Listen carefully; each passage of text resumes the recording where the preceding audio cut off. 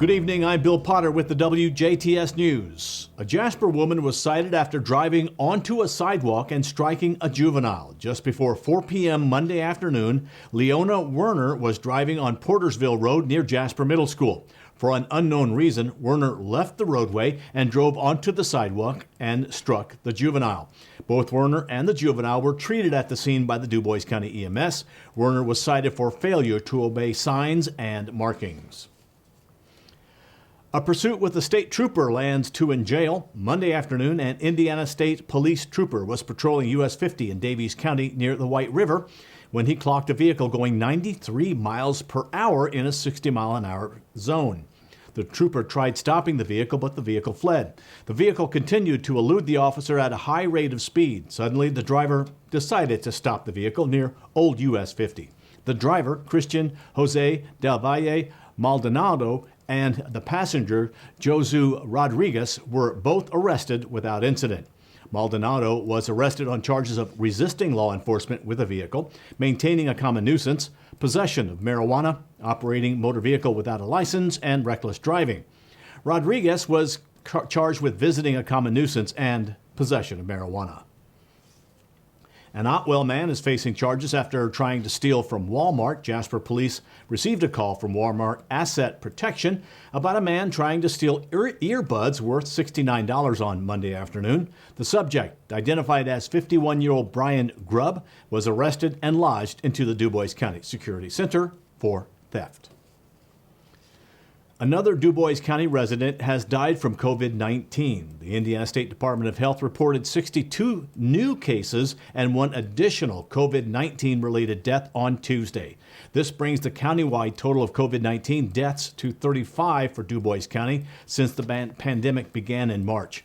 The county's 7-day rolling average for all positive tests is 18.1%. Tomorrow's posting for DuBois County may see the county going to a red status and thus further restrictions. To see a breakdown of the county's COVID-19 cases by age group or for more information, visit coronavirus.in.gov. Now remember and remind you over and over, the best way to protect yourself and others around you is by practicing social distancing. Washing your hands frequently with soap and water, avoid large gatherings, and please wear a mask when you are out in public. The Indiana State Department of Health reported 4,347 new cases of COVID-19 and 129 additional deaths on Tuesday afternoon. The Hoosier State has now recorded 6,657 deaths since the onset of the pandemic in March. The numbers for our listing area are as follows. DuBois County, 3,465 cases, 35 deaths. Pike County, 721 cases, 23 deaths. Spencer County, 1,149 cases, 10 deaths. Perry County, 1,020 cases, 21 deaths. Martin County, 489 cases, 8 deaths. Daviess County, 2,027 cases, 61 deaths. Orange County, 970 cases, 28 deaths. Crawford County, 490 cases, 6 deaths. Gibson County, 2,614 cases, 47 deaths. Warwick County, 4,334 cases, 81 deaths, and Vanderburgh County, 12,910 cases, 171 deaths. Would you like to see a map of cases? Go to in.gov/ISDH. State health officials say Indiana's first doses of Pfizer's COVID-19 vaccine have arrived. Several workers at a Fort Wayne hospital became the first in the state administered the shots to protect them from the coronavirus. The Indiana State Department of Health says 6 health workers at Parkview Health, including a physician and nurse, received their first dose of the 2-dose vaccine shortly after noon on Monday. The agency says that by week's end, more than 50 Indiana hospitals and clinics are expected to have received a total of 55,575 vaccine doses as part of the largest vaccination campaign in U.S. history. A panel tasked with finding ways to make Indiana teacher salaries more competitive has released its long-awaited report. In its report released Monday, the commission, convened early last year by Governor Eric Holcomb, recommends a mix of cost-cutting and spending shifts aimed at raising average teacher pay from $51,000 to at least $61,000 or $60,000. It says that such a raise would increase Indiana's average teacher salary ranking from 9th a highest to third highest in the Midwest and third highest among Indiana's neighbors. It says that with more than 65,000 full-time public school teachers in Indiana, achieving that competitive compensation rate would require an additional annual investment of more than $600 million. It is going to cost taxpayers in Indiana a lot to increase pay for the state's teachers. Not only does the new report from the state's Teacher Pay Commission recommend spending $600 million to close the pay gap, the report also suggests raising local taxes to help cover the cost.